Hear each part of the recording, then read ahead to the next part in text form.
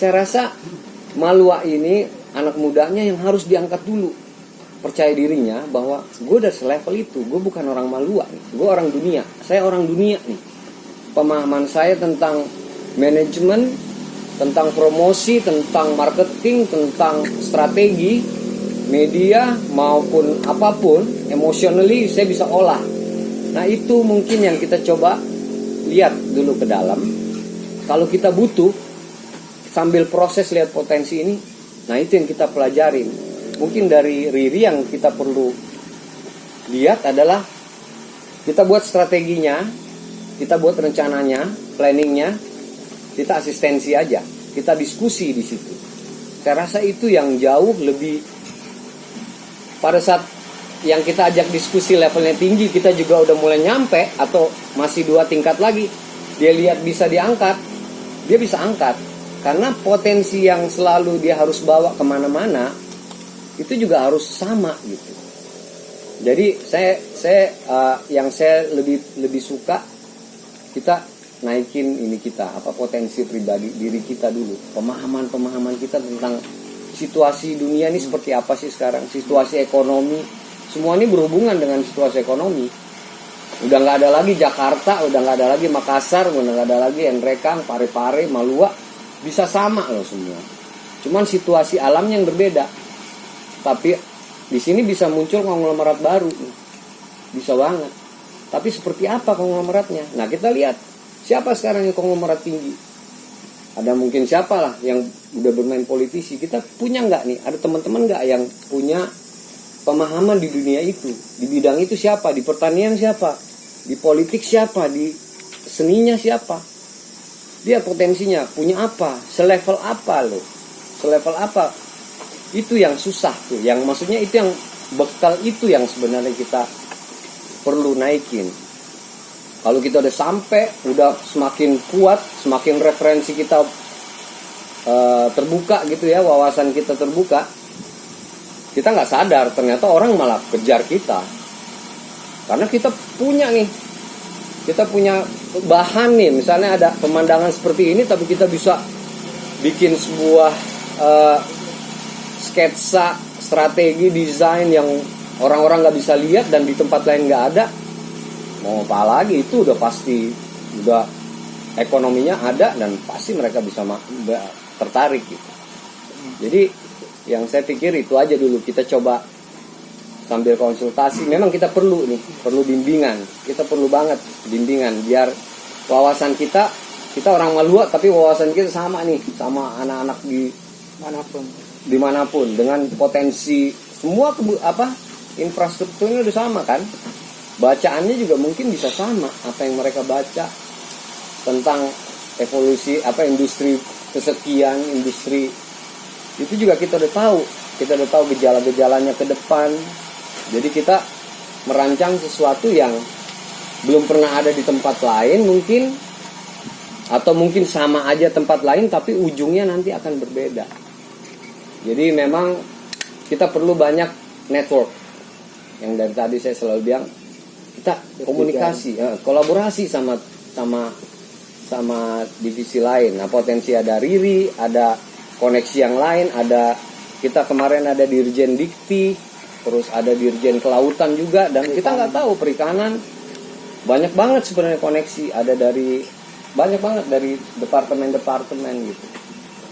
Jadi kita coba. Iya, dan saya setuju kalau gini, sebenarnya semuanya mulai dari betul harus harus holistik gitu. Dan skill yang paling penting sekarang itu skill berkomunikasi. Dan kalau bisa berkomunikasi secara menulis, secara tulisan. Kayak saya lihat Instagramnya Marege ini sebenarnya energinya ada nih, tapi menulisnya, komunikasinya belum. Tapi apakah nomor satu, tentu saja bisa. Kayak tadi kita rancang sebuah workshop 3 hari tentang branding your product, branding your community, branding membuat brand untuk gerakan kita, inisiatif kita.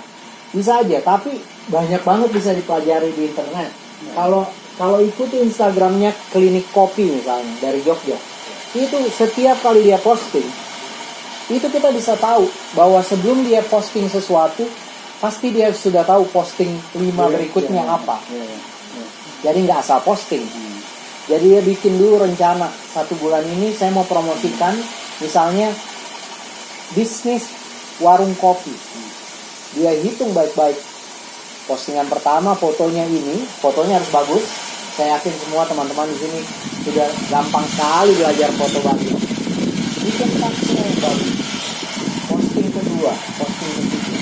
Jadi ada gerakan kopi, ada gerakan anak-anak, next rescue generation, ada gerakan sampah. Semuanya harus punya rencana. Sosial media planningnya dalam 1 bulan. Ada berapa posting? 1 minggu 2 kali posting untuk urusan kopi. Supaya tempat ini laku. Karena tempat ini harus laku. Nggak mungkin juga kita bikin gerakan sosial untuk anak-anak rescue generation. Kalau ini hanya menjual 5 gelas 1 hari. Nggak bisa. Datang orang ke saya malah nggak dikasih gratis, nggak diminta bayar. Ini semua orang yang dibawa itu harus diundang ke sini supaya mereka spend. Harus pakai nota. Apa pak? Kasih nota. Mereka akan bayar. Mereka akan kaget. Hah, cuma segini? Mereka nggak akan bilang mahalnya. Selain kopinya enak, mereka akan kaget karena wah cuma segini. Siapa yang punya ini? Tahu, kamu yang punya. Wow. Nanti sore kakak saya mau datang. Jadi tolong disiapin notanya. Jangan sampai pesan terus berapa? Nggak bisa dong. Bikin mereka bayar.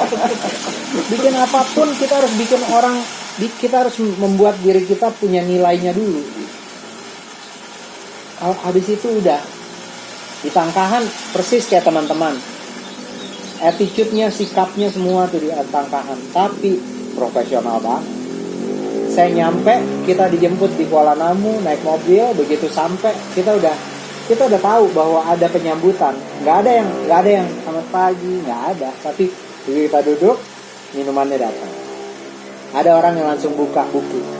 Besok mas, jam 6:30 udah siap ya. Kita sarapan dulu, terus kita lihat ini. Habis itu kita lihat ini. Semuanya udah. Tidak formal, tapi jadi. Dan betul, seni itu penting sekali. Jadi, saranku juga, ini kayak tenun-tenun kayak begini yang dari Enrekang ini tolong diidentifikasi. Keranjang-keranjang rotan yang khas Enrekang, siapa yang bisa bikin itu diidentifikasi. Biar minimal besok kalau ada yang mau beli dangke, mau beli beras ketan, dibungkusnya pakai buatannya si ibu itu, Indo itu yang bikin. Itu kan seni. Seni kan tidak harus juga hanya bikin lukisan atau apa, tapi kita berpikir banyak hal yang artistik, apapun artistik gitu. Ini kayak begini nih, ini kan bagus kalau ada daun pisangnya. Terus jangan pakai keju. Kenapa? Karena keju mahal. Dan saya bisa makan ini di Jakarta terlalu banyak. Tapi kalau pakai gula aren asli di sini pasti jauh lebih enak. Dilapisi atau pakai dangke. Atau bikin dangke, bikin dangke kayak orang di Makassar di warkop pakai celup lombok kan? Kita dangke ada, tapi dangke kalau dimakan terlalu banyak pusing kepala juga. Keripik dangke dan semuanya dibungkus pakai daun. Gelasmu juga pelan-pelan kok cari siapa yang bisa bikin gelas yang khas, warnanya, moodnya kayak orang Mas Hendro Pulu. Itu kan seni semua. Kalau gelas kayu mungkin temperaturnya dan mempengaruhi rasanya. Atau bambu saya nggak tahu juga. Tapi paling bagus kalau minum kopi tetap gelas atau keramik. Bikin keramik di sini, bakar. Atau nanti undang orang bikin workshop keramik. Anaknya Dana ini seniman keramik. Kalau bikin workshop keramik di sini.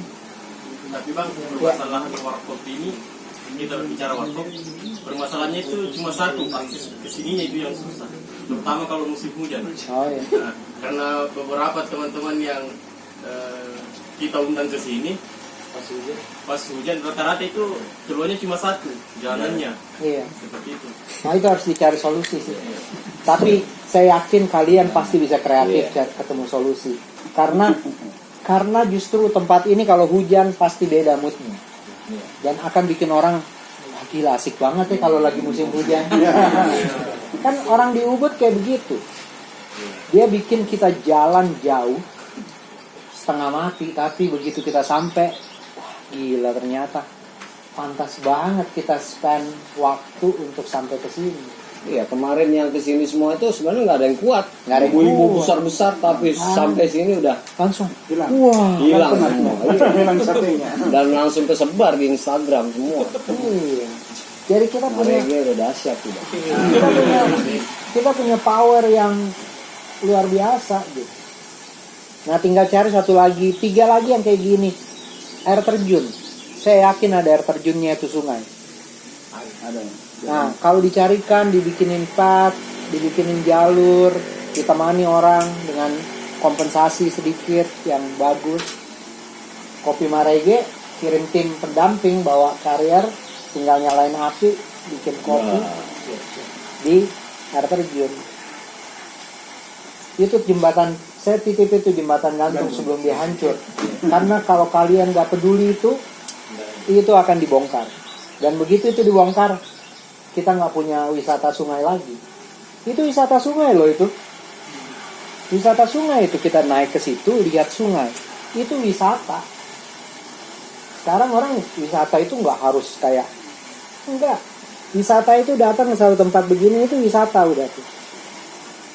Jadi jangan selalu ini. Dengan datang ke situ, mereka spending 75.000 di sini. Itu yang penting. Karena ini udah kekuatan nih. Nah, sekarang harus mulai siap-siap. Kalau punya investasi sedikit, pakai smartphone-nya, bikin harga, ya, harganya dibuka. Jadi orang datang tahu bahwa mereka harus bayar, ini bukan gratis. Oh iya, satu lagi saya titip, prasangka. Karena orang kampung, terutama bapak-bapak kita itu prasangkanya banyak. Jadi dibikin transparan apapun. Jangan sampai kafenya nanti dianggap tempat orang maksiat. Nah, itu banyak, gampang sekali itu. Kalau di daerah-daerah kita kan ya, itu biasa sekali. Kalau kita berambut gondrong, kita disebut, wah bahaya itu.